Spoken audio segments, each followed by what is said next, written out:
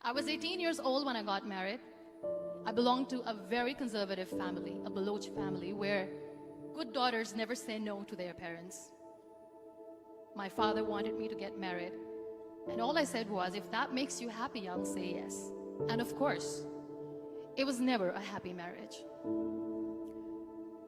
Just about after 2 years of getting married, about 9 years ago, I met a car accident.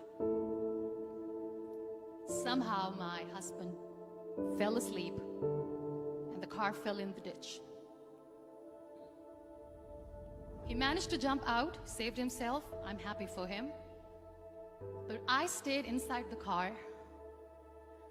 and I sustained a lot of injuries. The list is a bit long.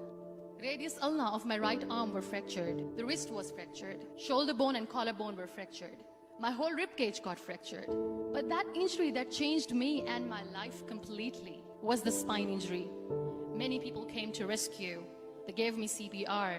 They dragged me out of the car. And while they were dragging me out, I got the complete transection of my spinal cord. Those 2.5 months in the hospital were dreadful. I was at the verge of despair. One day, doctor came to me and he said, well, I heard that you wanted to be an artist, but you ended up being a housewife. I have a bad news for you. You won't be able to paint again. Next day, doctor came to me and said, your spine injury is so bad, you won't be able to walk again.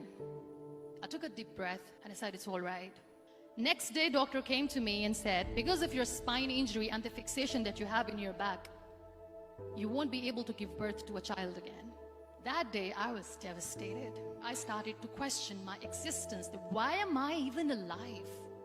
So what kept me going was, one day I asked my brothers, I know I have a deformed hand, but I'm tired of looking at these white walls in the hospital and wearing these white scrubs. Bring me some colors, bring me some small canvas. I want to paint. So the very first painting I made was on my deathbed, where I painted for the very first time. What an amazing therapy it was. Without uttering a single word, I could paint my heart out. I could share my story. People used to come and say, what lovely painting, so much color. Nobody could see the grief in it. Only I could. And that day I decided that I'm going to live life for myself. I am not going to be that perfect person for someone. I am just going to take this moment and I will make it perfect for myself. That I'm going to fight my fears. So I wrote down one by one all those fears. And I decided that I'm going to overcome these fears one at a time. You know what was my biggest fear? Divorce. But the day I decided that this is nothing but my fear, I liberated myself by setting him free. And I made myself emotionally so strong that the day I got the news that he's getting married, I sent him a text that I'm so happy for you and I wish you all the best. And he knows that I pray for him today. Number 2 was, I won't be able to be a mother again. And that was quite devastating for me. But then I realized there are so many children in the world, all they want is acceptance. So there is no point of crying, just go and adopt one. And that's what I did.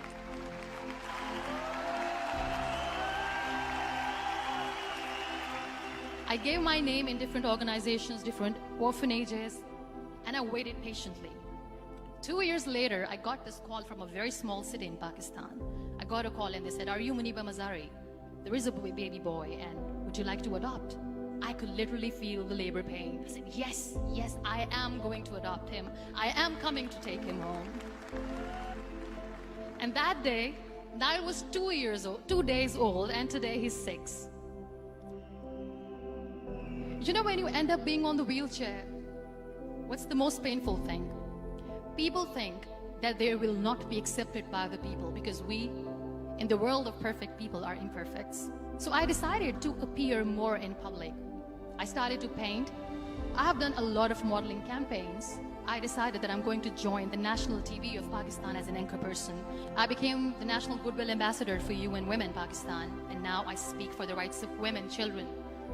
I was featured in BBC 100 Women for 2015. I'm one of the Forbes 30 under 30 for 2016. So when you accept yourself the way you are, the world recognizes you. It all starts from within. We have this amazing fantasy about life.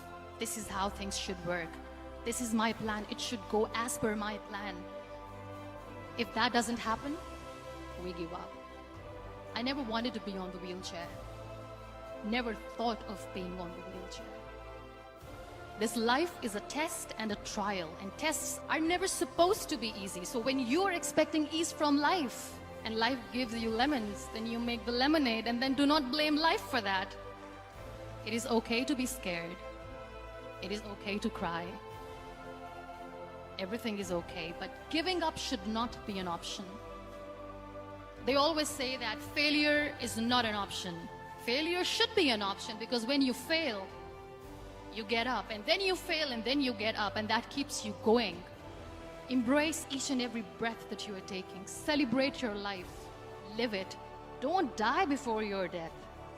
Real happiness lies in gratitude. So be grateful, be alive, and live every moment.